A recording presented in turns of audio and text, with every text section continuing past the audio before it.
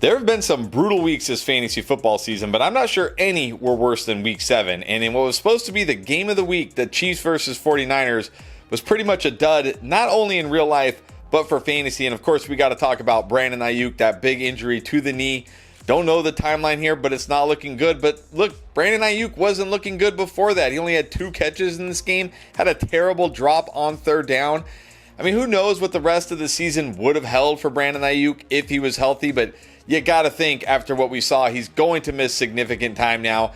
I guess the good news here, if there is any, and I don't want to make light of an injury, but at least you don't have to decide whether or not to put Brandon Aiyuk in your lineup, at least for the foreseeable future. But then what about Deebo Samuel? 3 snaps in this game, left early with an illness and never came back. What illness? Did I miss this somewhere? I don't ever remember hearing that Deebo Samuel had an illness. I know he was dealing with that wrist issue, but not an illness. If you started Deebo Samuel in this game and took that big fat 0, this is just terrible, terrible luck here. Not sure where this came from, but the good news is you weren't alone on these zeros. Oh no, we had many this week, but we'll get to those later. But first, we got to talk about Patrick Mahomes. What is going on here? The Chiefs actually scored touchdowns in this game, but only one to Patrick Mahomes, and it was a sneak that wasn't really a sneak. He just saw an opening and ran. This has been an incredibly underwhelming season for Patrick Mahomes. I mean, he didn't kill you today, but he certainly did not help you. And who is even left to catch passes now because Juju Smith-Schuster left this game early? I mean, were these still coming along, trying to figure out the NFL?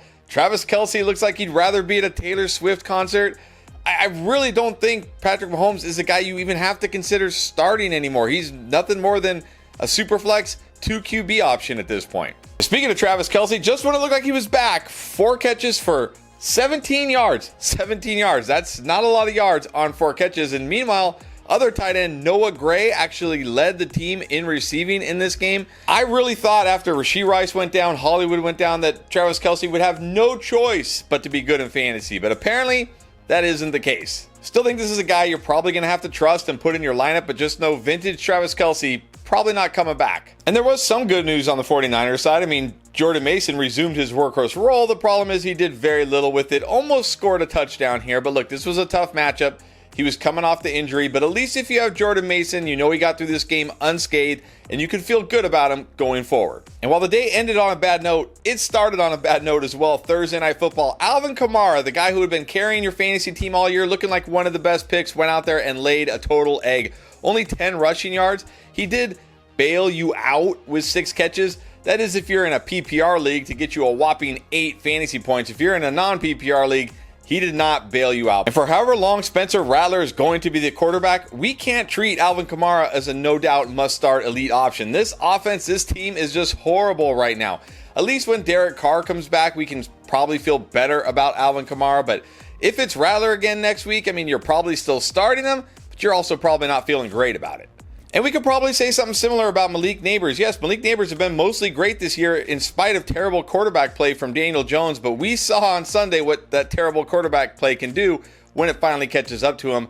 Not a very good game here. Daniel Jones looked lost out there. They tried Drew Lock. That didn't work either. But look, Malik Neighbors, he's a good player. He's mostly been good. You just got to understand that with his quarterback situation, there are going to be games like this, but I think the upside is so great, you got to keep rolling with him.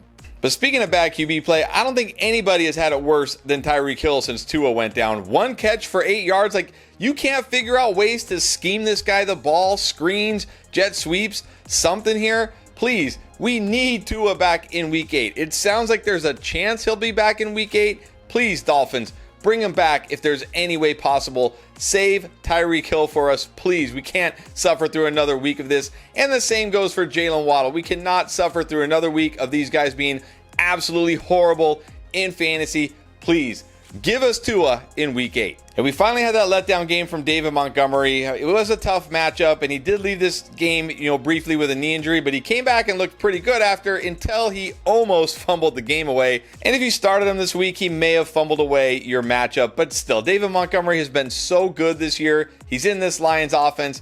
Don't give up on David Montgomery. Give him a pass here. He'll be fine. And I think you got to give Ramondre Stevenson a pass too. I know he was horrible in London. He killed you. Like, he really probably lost you your week. One of those players who absolutely lost you your week this week. I totally get it. I have Ramondre. But at the same time, he's mostly been good this year. We got to remember he was coming off a foot injury. He didn't practice all that much. And somehow this game went from like the Patriots looking like they were going to roll the Jaguars to getting absolutely blown out by the end of the second quarter. The game got away from the Patriots. They did nothing in the second and third quarters. Ramondre will be better. You got to give him a pass here. And I'm going to also say you got to give James Cook a pass. I mean, he scored, but didn't do anything else outside of that. But this was a weird game. It felt like the Bills just got no resistance from the Titans and just did like the bare minimum here to win the game. Better days will be ahead for James Cook. The good news is he was back. He was healthy. He looked good. You should still feel good about James Cook. Now, I'm not sure I can say the same thing about Tony Pollard. Really let down this week in a great matchup with Tyjae Spears even out here. But look, he's been mostly good this year. So I'm going to say, okay, fine. Chalk it up. Bad game. But here's my worry with Tony Pollard is this week they get the Lions. That is not a great matchup. So you may want to sit him this week if at all possible. But I still think going forward, Tony Pollard will be fine. But will this Texans passing attack be fine without Nico Collins? Stephon Diggs, yeah, the targets were there, but the production was not. 5 catches, 23 yards. That is 4 yards per catch. That is hard to do. I mean, look, he started the game by fighting the Packers secondary and then went out there and did 5 catches for 23 yards. Like, it didn't fire you up getting in a fight with the entire Packers secondary. And what about Tank Dell? The big fat 0, another 0 here. What was with all the zeros this week? And of course, with these two guys doing nothing, CJ Stroud did nothing. 5 fantasy points for you from CJ Stroud this week, and he's been really underwhelming this entire season. He's only had 1 game with at least 20 fantasy points. Drafting an early QB has not really paid off this year, but this guy, CJ Stroud, has been one of the worst picks you could have made for early QB, and he probably would be the worst pick for early QB if it wasn't for Anthony Richardson, another early QB who's been absolutely terrible this year. He now has 3 straight games with less than 10 fantasy points. He's only gone over 12 fantasy points 1 time all year. If you drafted CJ Stroud or Anthony Richardson early in your fantasy league, you're probably not doing very well and probably wishing you had taken almost anybody else. Now, on the other side of that Houston game was Jaden Reed, who looked like he was in a great spot once again this week and got you 2 fantasy points. 2. What is going on here? I mean, look, all of a sudden, Dontavian Wicks says, ha ha ha. Take that, fantasy managers, as he scores a touchdown from out of nowhere after everybody, of course, drops him. Romeo Doubs having a nice game. This is the issue here, and this is what we talked about during the draft season. It's hard to take Jaden Reed as high as you did when he's not guaranteed to get the targets on a week-to-week basis. That being said, Jaden Reed is still a great player. I'm not worried about Jaden Reed. If you got Jaden Reed, there's going to be some ups and downs, but the ups are so good that you almost have to just live with the downs. And I feel the same way about Devonta Smith, who had not quite a 0 this week because he did have a catch for -2 yards. So if you're in a PPR league, he got you 0.8, so at least he got you something. Now, if you're in a non-PPR league, he got you less than 0, which isn't good, but this is really his first bad game of the season. The Eagles didn't have to do anything on offense because the Giants couldn't do anything on offense, and of course, it was Saquon Barkley week. He's going to be fine. Don't do anything crazy like rage dropping him. And I'm getting very close to being out on Michael Pittman and Josh Downs with Anthony Richardson. Like, okay, Pittman, I was like, okay, this is a tough matchup for Pittman. And he did okay at like 9 PPR points, but Josh Downs out there with 1 catch, even though he had that nice slot matchup against the Dolphins secondary. The issue is Anthony Richardson. They just don't throw it enough with Anthony Richardson. They become a very run-heavy team. They might even get JT back in week 8, and then what? They're going to be even more run-heavy. So, Pittman probably fine in a pinch.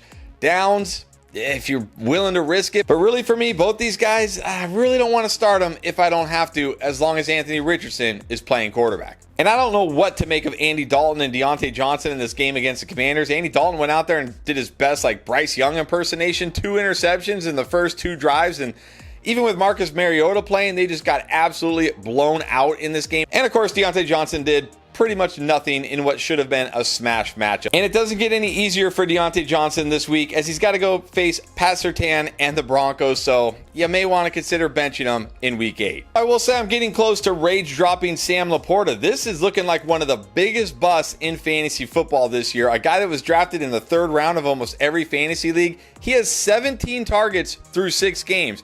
Let me do the math. 6, that's less than 3 a game. I don't know the exact number, but it's less than 3 a game. There is no tight end. There is no player in fantasy that can survive off less than 3 targets per game. If you watch that 10 stats video, I talked about how him and Jameson Williams have switched roles. Jameson Williams is now clearly the number 2 here.